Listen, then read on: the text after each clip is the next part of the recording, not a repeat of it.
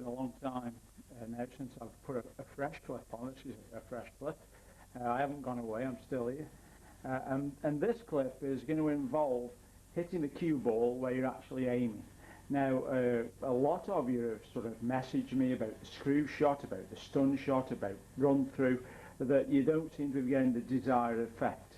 This is quite a common fault. Now, although most of you think you're hitting in the correct place, what's actually happening is other things that are going on with your technique and the way you're actually playing the shot, and this is why you're not hitting in the correct place. So what I'm going to do now is just explain how the shots actually work, and where more than likely 90% of you are actually going wrong. And the biggest part of where you're actually going wrong is that you're not actually keeping your head still.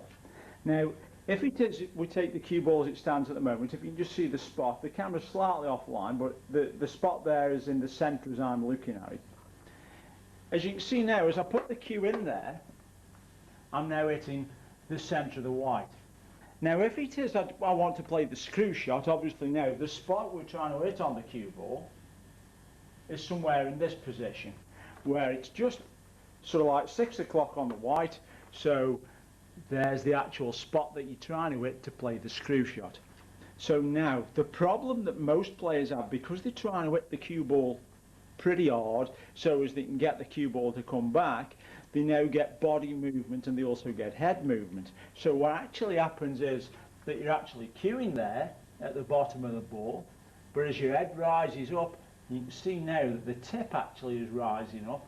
And if I just go to the side of the cue ball, you can see there that the tip is actually above the spot where I actually want to hit. And this is why sometimes that when you're playing the screw shot, that the cue ball just stops dead. You don't actually get any screw on the ball at all, or you get a minimal screw on the ball. So as soon as the head starts to move up, the cue now starts to rise with it. If you don't believe me, put this on a table yourself, get down to play the shot but don't play it, and as you lift your head up, the cue comes up with it. Now also, what this does is if I put the spot now at the top of the white, the opposite actually happens when we aim at the top of the ball. So now if I aim at the top of the ball, I'm just going a little bit too high there, so there it is now at the top of the ball. Again, as soon as the head starts to come up, the cue now starts to go down, and you probably see my head just coming into shot there as it's raising up. So now actually I'm hitting roughly, say, just above centre or the centre of the white. And again, when you're playing the power run through, this is why the cue ball just doesn't accelerate forward.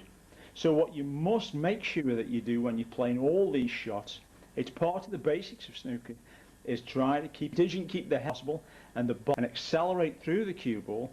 Then you run through shots, you will start to get the screw shot, and again you will also get the stun shot, because it applies there as well. If it is the body movement, head movement, then the cue tip is going to move up and down. Now, something that other players do, and again you can see this on different clips on YouTube that other people have put on, you can actually see this, because now the way the clips are done, you can actually stop them at a precise moment and you can see where the cue is aiming and then actually where it finishes when they've actually played the shot. So what you'll find is with some who play, they might even aim at the centre of the white and then dip down into the white to play a screw shot.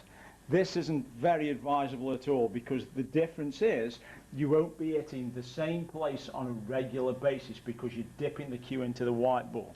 Also, if you're dipping the cue into the white ball, the dangers then are of miscuing, especially if you're playing power. But more than likely you won't hit the same place on a regular basis, especially under pressure. So when it is you're playing the screw shot, make sure that you're aiming there at the bottom of that ball. And then to make sure as you get the screw shot complete, try and keep the body still, and again, keep the head still. I hope this sort of helps those people who are still struggling with a screw shot or still struggling with a run-through shot. Just bear it in mind, just try and keep every part of your body still.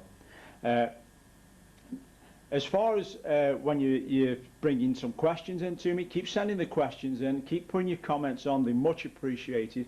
The one thing is, try and be a little bit patient. I mean, I get loads of questions and I get loads of comments, and I try and answer them all, and I try and answer as best as I can. So if it is I'm taking my time and sort of getting back to you, just have a little bit of patience with me, and I try and answer them all as best to my ability that I can. Thank you for watching. Thank you for listening to my Snooker Pro Tips. Thank you.